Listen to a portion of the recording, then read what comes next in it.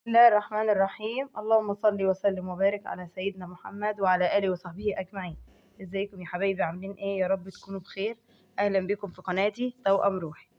لو أول مرة بقى بتشوفيني حطي لي لايك واشتراك وفعلي الجرس كده عشان يوصلك كل الإشعارات اللي بنزلها. وإن شاء الله تعالوا بقى ندخل الفيديو مع بعض ونشوف الكفتة الجميلة دي احنا عملناها ازاي. سهلة جدا وبطريقة بسيطة، وهتعمليها في 10 دقايق بس هتكوني عاملة أحلى كفتة رز والله.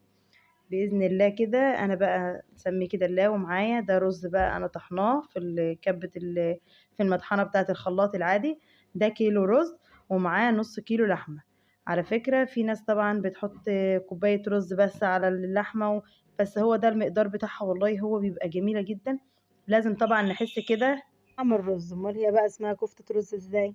المهم بقى انا كده سبتكم معلش ما قلتلكمش ده كيلو رز ونص لحمة، وطبعا معايا فلفل اخضر وكزبره بقدونس اللي انت بتحبيه. انا طبعا ديت خضره عادي اللي هي الكزبره يعني حزمه كده بحالها.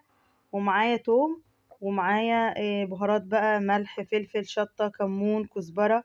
ولو حبيتي بقى سنه بهارات كده صغيره حبهان مطحون اللي انت عايزاه حطيه بقى. دي كلها منكهات طعم بتدي بقى طعم كده جميل. المهم انا بقى طحنت الرز ناعم وحطيت بقى الخضرة على الفلفل وضرب والبصل معايا بقى بصلاية كده متوسطة يعني مش كبيرة قوي ولا صغيرة قوي. وحطيتهم بقى كده في شفشق الخلاط وضربتهم ضربة كويسة. ورجعت بقى حطيت عليهم البهارات كلها والثوم. ضربتهم بقى ضرب ناعم جدا كأنك بتعملي عصير. ما تزوديش مية، اضربي بس كده سنة في الخلاط وارجعي بطليه تاني.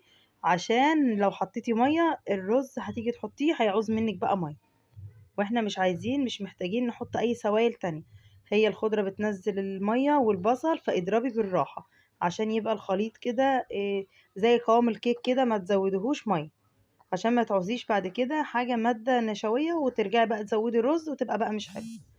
المهم حبايبي خلاص زي ما انتوا شايفين فضيته كده في بولة ورجعت بقى فضيت عليه الرز. وهنزل بقى عليه باللحمة وهعجنه بقى عجنة كويسة جدا. اهم حاجه ان انت بقى تدخلي المكونات دي كلها مع بعضها. ليه بقى؟ لان احنا مش محتاجين مش هنعملها تاني لا في مفرمه بقى ولا في كبه ولا في اي حاجه تانية. كله كده على ايدينا يعني ما خدتش معانا وقت خالص. والله ما خدت معايا اي وقت. يعني في 10 دقايق كنت مجهزاه. وكيلو الرز ما خدش حاجه يعني في المطحنه بتاعه الخلاط. والباقي بقى كله على ايدي كده. انا بس بدات اقلب فيها كده بالاسباتيولا لحد ما ادخل كده المكونات كلها في بعضها. وبعدين هعجنها بقى عجنة كده حلوة واوريها لكم. خلاص كده يا حبايبي تبصوا بقى اتعجنت عجنة كويسة جدا. انا بس دقتها لقيتها عايزة كده شوية ملح. واحنا بنحبها بقى حرقة شوية حطيت لها سنة شطة كده عشان تبقى سبايسي كده وطعمها حلو. زي ما انتوا شايفين انا حطيت لها شوية ملح. دقت بس حطيت العجينة كده على طرف لساني لقيتها عايزة شوية ملح. طبعا العجينة ديت مش هعملها طبعا في يوم واحد. فاحنا كده برضو وفرنا كتير ان انا عملتها كده. ادي نص كيلو لحمة حطيت بقى عليه الرز. عملت كده اقل من حوالي التلت بتاعها وسبتها بقى. يعني هتكفي 3 مرات.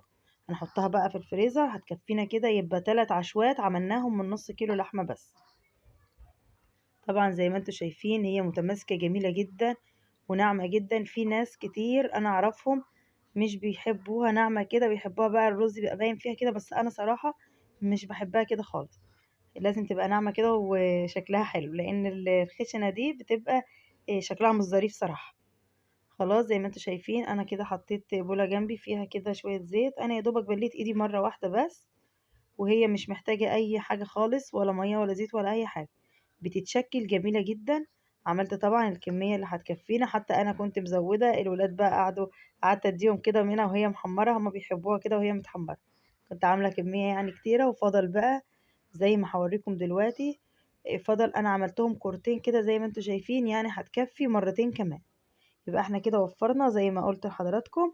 نحطها بقى في الفريزر لاي وقت كده محتارين في الغدا نطلعها بقى.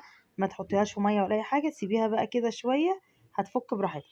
في الوقت ده بقى انا كنت عملت خدعت بقى كده البصل وحطيت عليه بقى الطماطم. واتسبكت حلو خالص زودتها بقى شويه ميه واول ما تغلي كنت انا بقى ساعتها حمرت الكفته. جميله جدا ولا فكت ولا اي حاجه زي ما انتوا شايفين. والله جميلة وتحفة جدا ولا صباع منها فك ولا فتح ولا أي حاجة خالص. حتى في كتير لو زودت لها اللحمة كتير بتفرقع بقى في الزيت. لو عجبكم بقى الفيديو لحد دلوقتي ما تنسونيش بقى باللايك والشير، سبسكرايب واشتراك بقى في القناة، وفعلوا لي بقى الجرس كده عشان ان شاء الله اكبر بيكم باذن الله. كده الكفتة جميلة جدا، واتحطت بقى كده في الصلصة جميلة، ولا فكت ولا اي حاجة. والغدا كان جميل جدا، والرز بقى الابيض المفرفر بقى اللي كله سمنة بلدي ده جميل وزي العسل. والغدا كان جميل والله. وإن شاء الله أشوفكم في وصفات أكتر وأكتر. لحد ما أشوفكم هتوحشوني، والسلام عليكم ورحمة الله وبركاته.